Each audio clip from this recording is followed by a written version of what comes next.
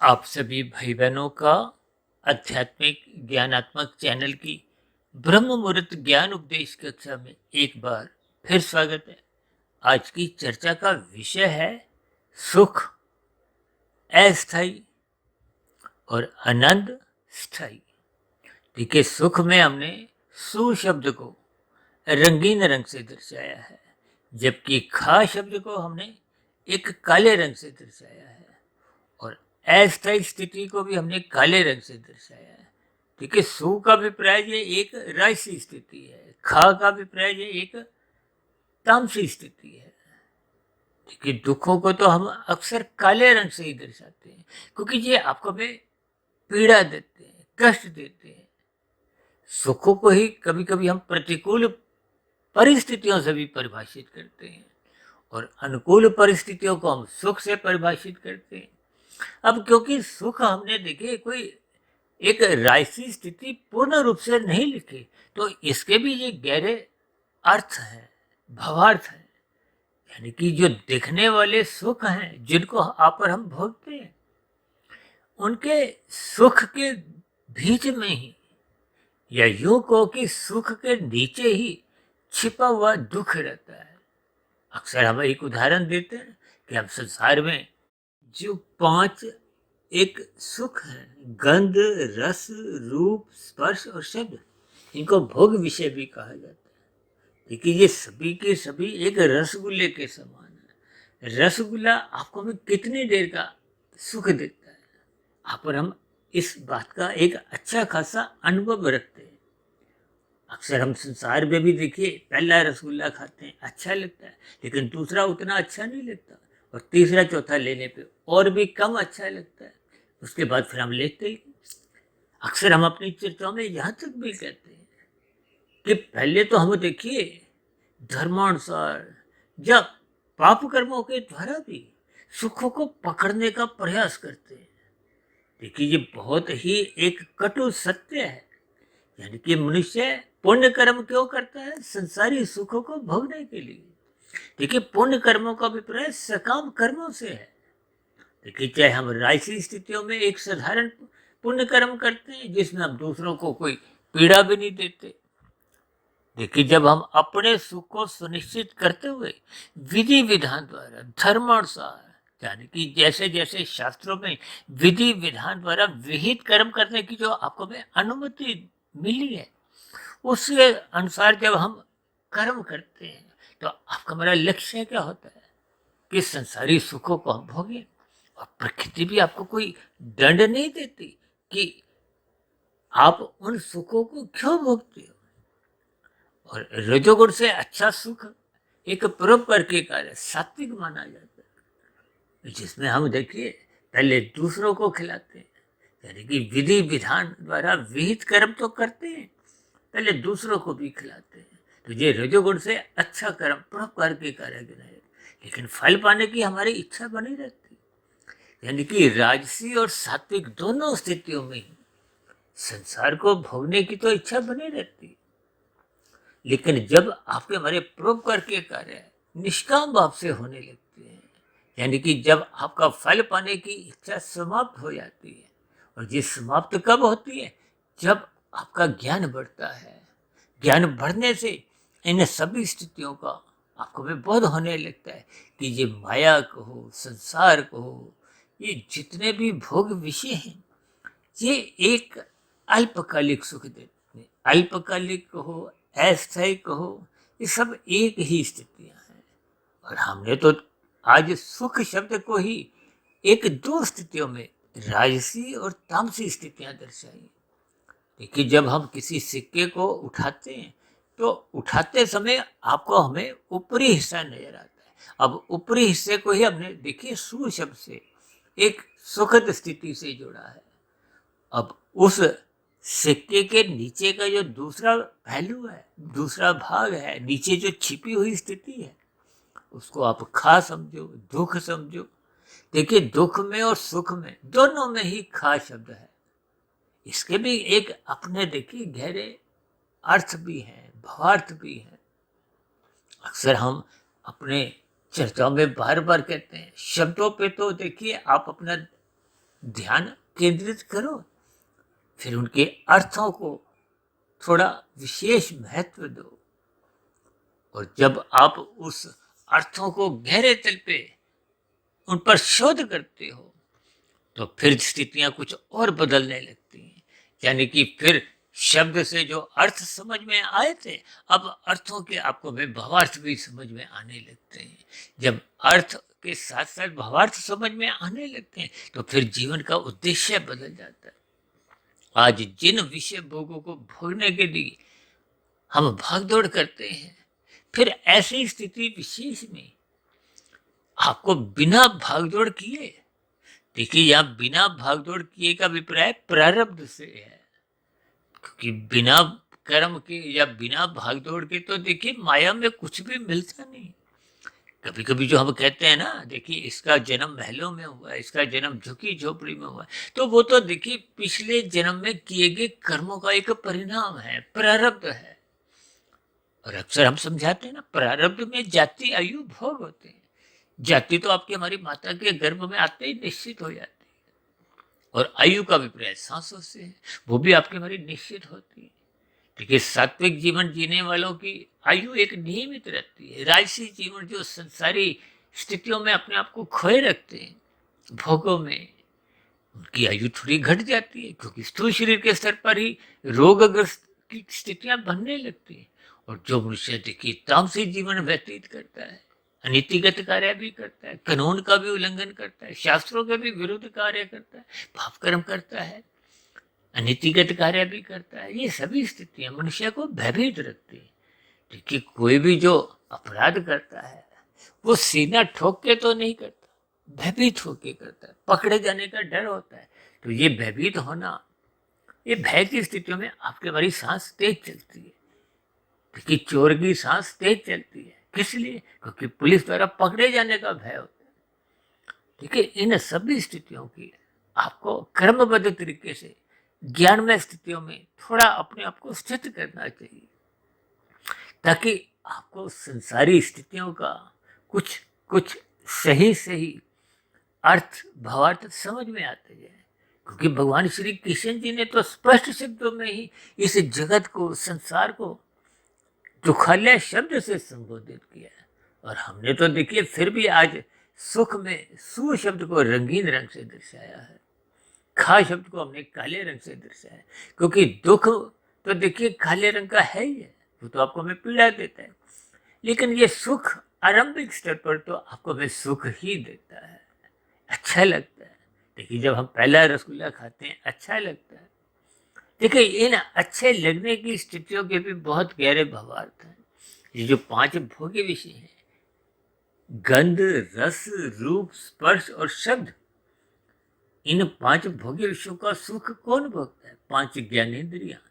और ये ज्ञानेंद्रियां क्या है? नाक, जिह्वा, आंख, त्वचा, कान, जो कि स्थूल शरीर से संबंध रखती है।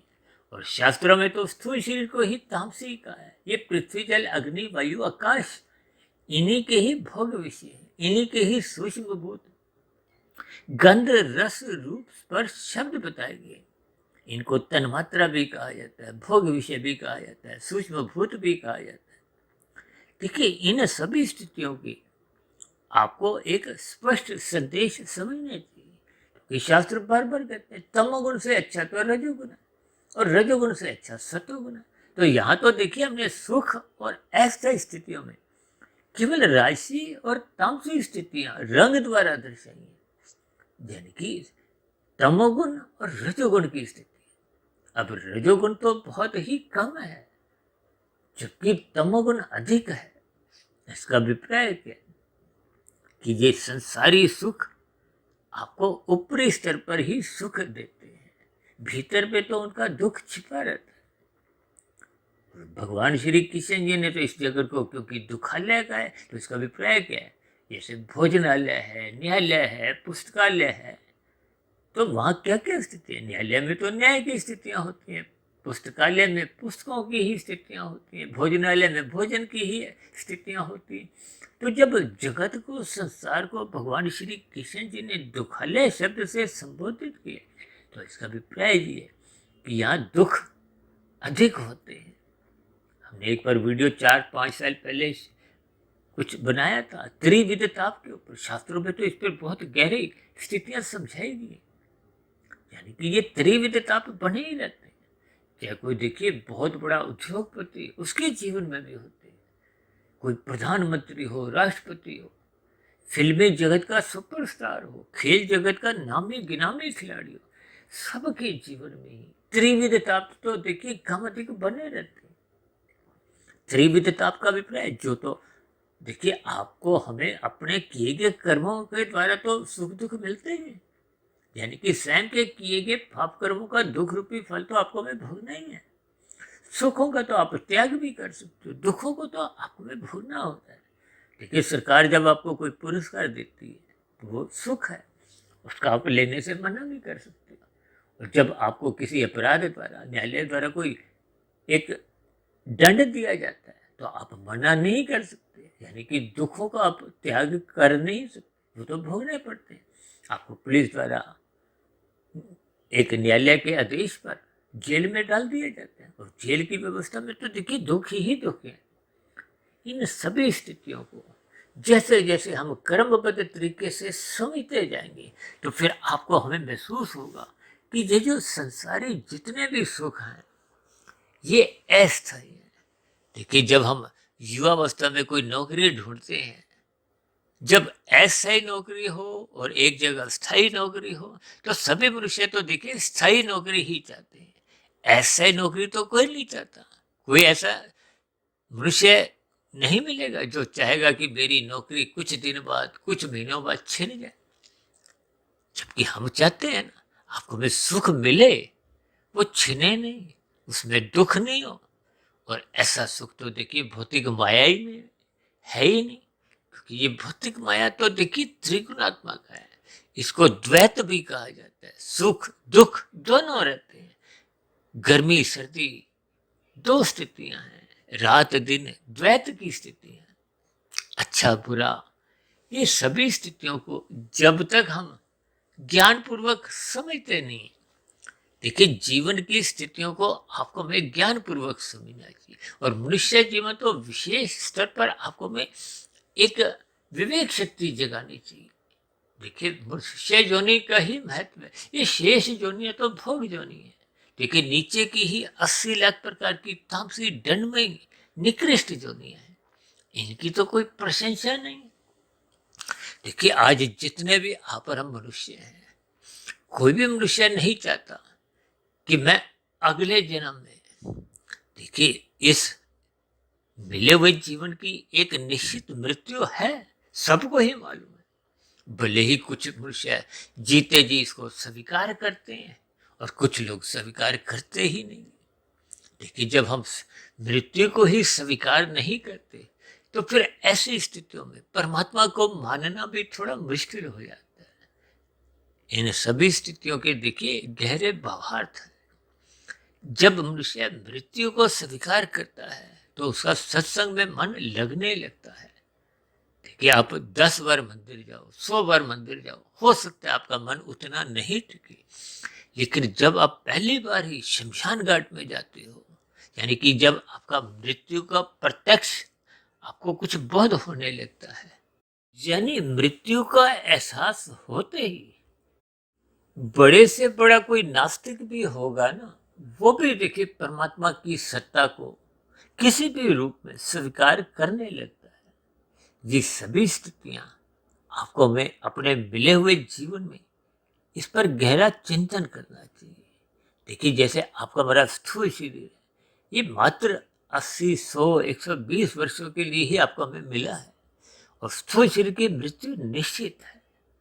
या यूं कहो कि हम सबकी एक निश्चित सांसें हैं। अभी मैंने बताया ना कि अब माता के गर्भ में जाति, आयु और भोग लेके आते हैं। आयु का अभिप्राय आपकी हमारी सांसों से है, और भोग का अभिप्राय उन कर्मों से है जिन कर्मों को हम पहले के मनुष्य जोनि में, पिछले मनुष्य जीवन में, या उससे पहले के मनुष्य जीवन में कर चुके हैं। यानी कि जिन कर्मों को हम कर चुके थे उनके अभी परिणाम फल पके नहीं थे। देखिए कर्म और फल में आने में एक समय का अंतराल होता है। समय लगता है। यूं तो देखिए, ये जो कर्मफल सिद्धांत की जो स्थितियां हैं, शब्द हैं, इसमें तो कर्म के एकदम साथ ही फल शब्द लिखा हुआ है, लेकिन शब्दों की स्थितियां कुछ अलग हैं। कभी कभी तो देखिए, इस जन्म में हम कोई कर्म करते हैं, उसका फल इस जन्म में आना संभव ही नहीं है। देखिए, कभी कभी कोई मनुष्य ऐसे घिनौने जघन्य अपराध भी करता है जो मनुष्य योनि में भोग पाना संभव ही नहीं है, क्योंकि वो इतना एक दुखदायी स्थिति है। और नीचे की जो 80 लाख प्रकार की जोनियां हैं, देखिए परमात्मा ने इसीलिए नीचे की जोनियों को क्रमशः अचेत रखा है। आपको मुझे अचेत नहीं रखा। किस लिए अचेत नहीं रखा? क्योंकि आपको हमें देखिए कर्म करने हैं, सत्संग करना है। कि कर्म करने से पहले आपको में ज्ञान में स्थिति होनी चाहिए। और जो तो देखिए तकनीकी रूप से आपकी आत्मा, मेरी आत्मा, सबकी ही आत्मा है, ये तो पहले से ही ज्ञान स्वरूप है। और ये जो हम बार बार कभी कभी कहते रहते हैं ना, हमारे इस आध्यात्मिक ज्ञानात्मक चैनल सुधीर भाटिया फकीर में ये 2400 के आसपास वीडियो होने जा रही है। देखिए, ये 2300, 2400, 2500 जितने भी वीडियो हों, चाहे ये 25,000 हो, चाहे 25 लाख भी हो, इनमें भी कोई नया ज्ञान नहीं है। ये सभी ज्ञान आपको भी है। और जो तो देखिए, वेद जिनको अपौरुषेय कहा जाता है, जिसको किसी ने लिखा नहीं है, जबकि वेदों का ही एक सरलीकरण विभिन्न उपनिषदों में मायातीत महापुरुषों ने लिखा है परमात्मा की प्रेरणा से। और मैं तो देखिए एक मायाबद्ध हूँ, जैसे आप मायाबद्ध हो वैसे मैं भी एक मायाबद्ध हूँ। ये तो परमात्मा के प्रेरणा से, गुरुओं के आशीर्वाद से, निरंतर ब्रह्म मुहूर्त में उठने का एक अभ्यास हो जाने से, देखिए किसी भी स्थिति पे जब हम शोध पर पहुंचते हैं, तो देखिए भौतिक जगत में भी जितने भी आज आविष्कार हुए, वो भी देखिए चाहे भौतिक शिक्षा के स्तर पर उन्होंने भी गहरे तल पे शोध किया। ये जो मोबाइल मेरे हाथ में है, लैपटॉप मेरे हाथ में, और भी देखिए विज्ञान के विभिन्न सुखदायी स्थितियों के उपकरण जो बढ़ चुके हैं, इनको बनाने में भी देखिए जिन मनुष्यों का योगदान था, उन्होंने भी देखिए उस पर गहरा अध्ययन किया, शोध किया। वो भी एक देखिए सात्विक स्थिति है। भले ही देखिए भौतिक ज्ञान की निंदा ना भी हो, लेकिन भौतिक ज्ञान की स्थितियां मरने के साथ ही समाप्त समझी जाती है, यानी कि वो एक अस्थायी स्थिति है। जबकि ये जो सूक्ष्म शरीर है और कारण शरीर है, ये देखिए मरने के बाद भी बने रहते हैं। इसीलिए तो हम बार बार कहते हैं शुभ संस्कार बनाओ। ये शुभ संस्कार बनाने का अभिप्राय क्या है? देखिए, स्थूल शरीर के स्तर पर आपको मैं श्रद्धा पूर्वक सत्संग करना है। सत्संग करने से ही आपको ज्ञान में स्थितियों का बोध होने लगता है, यानी कि जो आपकी हमारी आत्मा का जो ज्ञान आवृत हो चुका था, वो क्रमशः आवृत स्थितियां, जैसे कोई पर्दा किसी से हटा दो। अक्सर आपने देखा होगा ना, कई बार कोई नई गाड़ी लॉन्च होती है तो उस पर पर्दे से वो ढका होता है। जैसे ही पर्दा हट जाता है तो उसकी मूल स्थिति नजर आ जाती है। तो ये आपके हमारे भीतर भी एक कारण शरीर में अज्ञानता के बादल कहो, पर्दे कहो, ये परतें कहो, ये परतें क्या है? तामसी राजसी स्थिति है। इसलिए तो शास्त्रों में कहा गया स्पष्ट शब्दों में, ये तमोगुण रजोगुण, ये दोनों गुण बंधनदायक है, सतोगुण मुक्तिदायक है। देखिए, तमोगुण को पदार्थों से जोड़ा जाता है, नींद से भी जोड़ा जाता है, निषेध कर्मों से भी जोड़ा जाता है, और रजोगुण को तो क्रिया से जोड़ा जाता है। शास्त्रों में तो स्त्री पुरुष का जो एक आपसी आकर्षण है, उसको भी रजोगुण से जोड़ा गया है। संसारी जितने भी भोग विषय, ये भी राशि स्थिति रजोगुण से जोड़ी जाती है। और तमोगुण रजोगुण इसलिए ये बंधनदायक है, क्योंकि इन दोनों ही स्थितियों में ज्ञान में स्थितियां नहीं है। ज्ञान कब होता है? जब हम सत्संग करते हैं, सत्वगुण का संग करते हैं। और हम तो बार बार कहते रहते हैं रात को जल्दी सो जाओ, क्योंकि वो तो मोहनात्मक स्थिति है, और सुबह ब्रह्म मुहूर्त में उठ जाओ। किस लिए? क्योंकि ब्रह्म मुहूर्त सूर्य निकलने से पूर्व की सत्वगुण की एक शुद्धतम स्थिति है। देखिए, जब सतोगुण एक मुक्तिदायक गुण है, ज्ञान स्वरूप स्थिति है, तो फिर विशुद्ध सतोगुण तो उस साधारण सतोगुण से एक विशेष स्थिति है। इसलिए हम कहते हैं ब्रह्म मुहूर्त में उठो, शास्त्रों को स्वाध्याय करो, गुरु के प्रवचनों को सुनो, ताकि परमात्मा की सम्मुखता बने। क्योंकि ब्रह्म मुहूर्त में ही हम परमात्मा को जितना चाहे लूट सकते हैं। दिन में तो देखिए आपकी हमारी भागदौड़ संसार को लूटने में ही बनी रहती है। किस लिए? क्योंकि हम सुख चाहते हैं, ये 5 भोग्य विषय चाहते हैं, और ये सभी के सभी देखिए अस्थायी। इसलिए हमने अस्थायी स्थिति को, चाहे इसको अल्पकालिक समझो, इसलिए हमने काले रंग से दर्शाया है। इन सभी स्थितियों की आपको हमें भावार्थ समझने। अक्सर हम तो अपनी चर्चाओं में जहाँ तक भी कहते हैं कि देखिए मनुष्य ने खाने तो 100 रुपये, क्योंकि भोगने वाली ज्ञानेन्द्रियां ये तो स्थूल शरीर की हैं, और स्थूल शरीर की अलग अलग अवस्थाएं। देखिए युवावस्था के बाद फिर प्रौढ़ अवस्था आनी निश्चित है, और प्रौढ़ अवस्था के बाद एक वृद्धावस्था का, जब आपकी हमारी भोग्य इंद्रियां शिथिल पड़ जाती हैं, तो पदार्थ तो यही रह जाते। ऐसे कितने ही धनी मनुष्य हैं जिनके पास लाखों नहीं, करोड़ों नहीं, अरबों की दौलत है, लेकिन फिर भी स्थूल शरीर के स्तर पर उनकी पाचन क्रिया बिगड़ गई है, शिथिल हो गई है। तो फिर ऐसी स्थिति में उनको तरल पदार्थ द्वारा, नली द्वारा उनको एक आहार दिया जाता है, और कहीं कहीं तो मलमूत्र त्यागने की स्थितियां भी कुछ बिगड़ जाती। तभी तो कृत्रिम नली द्वारा मलमूत्र भी त्याग करवाया जाता है। इनके भावार्थ समझो, यानी कि पदार्थ, धन, ये सभी स्थितियां एक समय के बाद महत्व नहीं रखती, क्योंकि वृद्धावस्था के बाद तो फिर एक मृत्यु का आना निश्चित है, क्योंकि प्रारब्ध में मृत्यु एक निश्चित है। इन सभी स्थितियों को जैसे जैसे हम ज्ञान पूर्वक समझने लगते हैं, तो अब दूसरी स्थिति क्या आती है? आनंद की। आनंद के साथ हमने देखी क्या एक शब्द लिखा है? स्थायी। यहाँ हमने आनंद को, स्थायी को, दोनों ही सफेद रंग से दर्शाया है, और आनंद का भी प्राय परमात्मा से लिया जाता है। देखिए आत्मा तो सत्य चित्त है। एक शब्द अक्सर हम बोलते हैं ना, सच्चिदानंद, जो कि परमात्मा के लिए कहा जाता है। परमात्मा को आनंद स्वरूप कहा गया है। आनंद का मतलब परम सुख से है। परम सुख में देखिए दुख का लेश मात्र होता ही नहीं। ये सुख दुख की स्थितियां तो माया की है, और संसार में अज्ञानता पूर्वक एक साधारण मनुष्य माया में ही आनंद ढूंढता है, परम सुख ढूंढता है, जो कि पूरी माया में ही नहीं। एक बार हमने वीडियो प्रसारित किया था ना, 1/100, यानी कि भौतिक सुख बड़े से बड़े, चाहे कोई प्रधानमंत्री हो, बड़े से बड़ा उद्योगपति हो, लाखों करोड़ों हर रोज की कमाई हो, खेल जगत का नामी गिनामी खिलाड़ी हो, चाहे फिल्मी जगत का सुपरस्टार हो, इन सभी स्थितियों में भी उस 100% का मात्र 1% ही ये भौतिक सुख कहलाते हैं।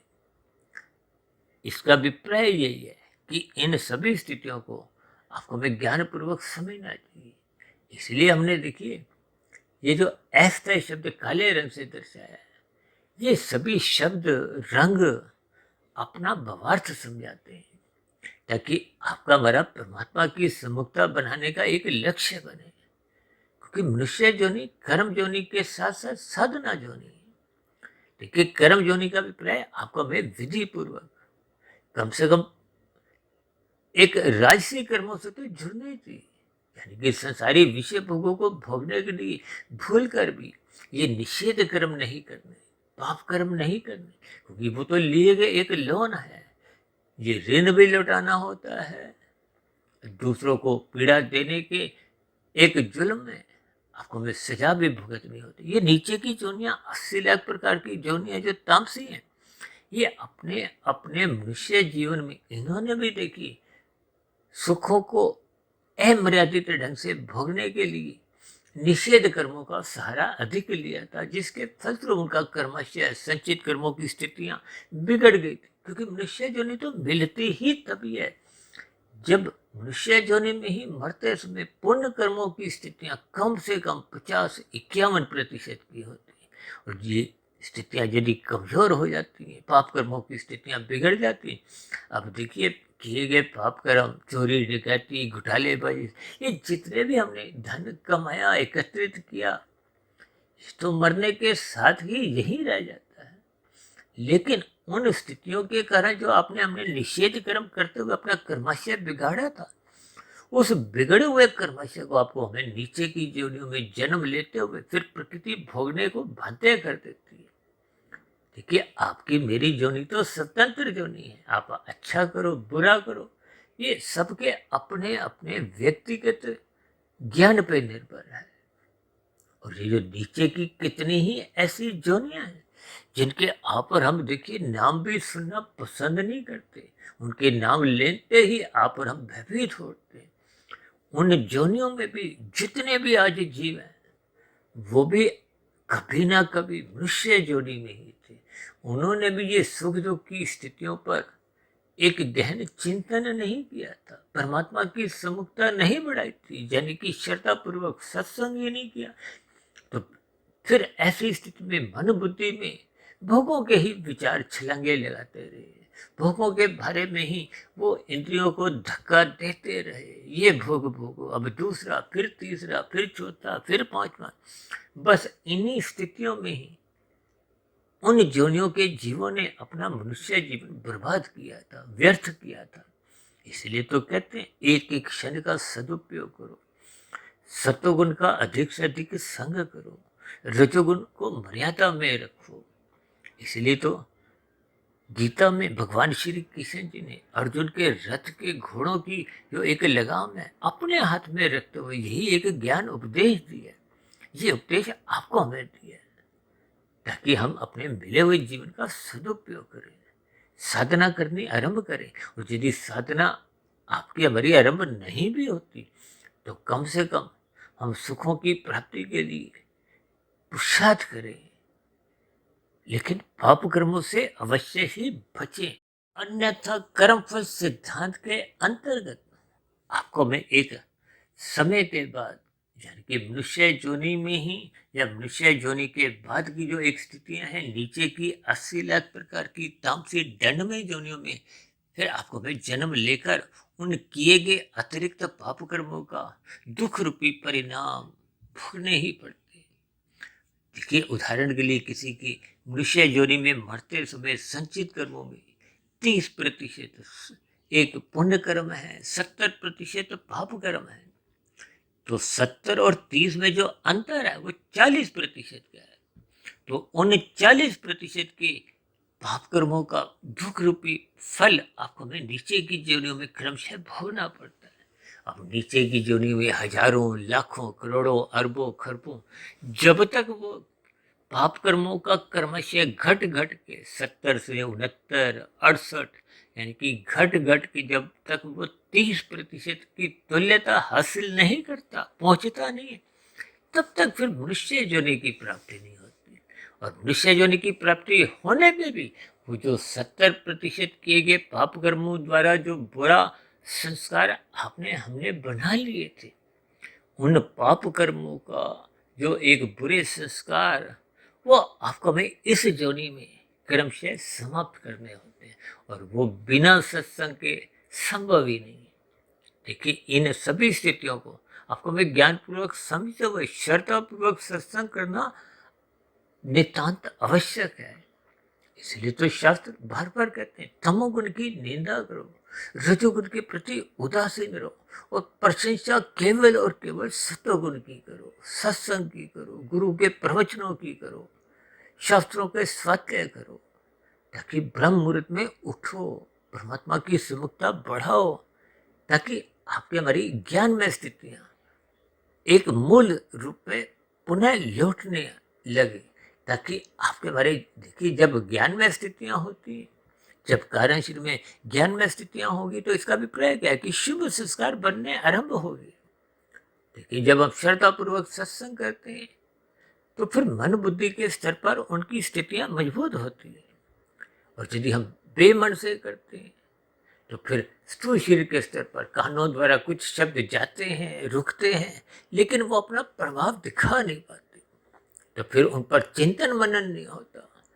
फिर चिंतन मनन ही नहीं होता तो फिर शोध की स्थितियां बनती ही नहीं है, तो फिर कार्य शरीर में वो पहुंच नहीं पाते। तो फिर वो पहले के बुरे संस्कार दग्ध भी कमजोर समाप्त हो नहीं पाते। इस ज्ञान विज्ञान को हम देखिए लगभग प्रतिदिन ही किसी न किसी रूप में समझाते रहते हैं। इसलिए हम सभी भाई बहनों को इस अस्थायी और स्थायी स्थितियों से अपने आप को स्थायी से जुड़ना होगा। यानी कि परमात्मा की अनंत स्वरूप सत्ता से जुड़ने के लिए मिले हुए जीवन में साधना आरंभ करनी है। इस साधना को आरंभ करने में आपको भी सर्वप्रथम श्रद्धापूर्वक सत्संग करना है।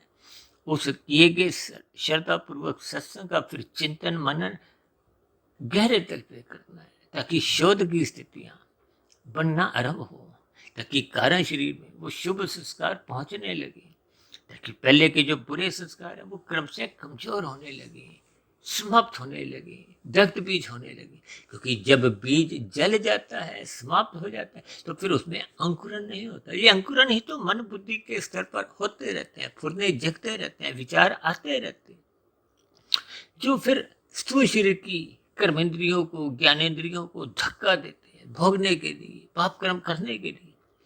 इन सभी स्थितियों के ज्ञान विज्ञान को आपको हमें समझना चाहिए। यानी कि मिले हुए जीवन का सदुपयोग करते हुए परमात्मा को पाने का ही लक्ष्य बनाना होगा। तो ऐसा लक्ष्य हम सभी भाई बहनों के जीवन में भी क्रमशः बनना आरंभ हो। इन्हीं शुभकामनाओं के साथ चर्चा विशेष को हम यही विश्राम देते हैं। शाम को फिर मिलते हैं संध्या बेला ज्ञान कक्षा में। तब तक आप अपने आध्यात्मिक मित्र सुधीर भाटिया फकीर को इजाजत दें। फिर भी वीडियो संबंधित आपके मन में कोई प्रश्न उठ रहे हो, कोई कही गई बातें आपको तर्क संगत सही नहीं लगती हो, या कही गई बातों पे आपको कोई शिकायत हो, आपत्ति हो, तो आपके प्रश्नों का, सुझावों का और शिकायतों का नीचे दिए गए कमेंट्स बॉक्स पर सदा ही स्वागत है। और चर्चा विशेष को ध्यानपूर्वक सुनने के लिए आप सभी भाई बहनों का बहुत बहुत धन्यवाद।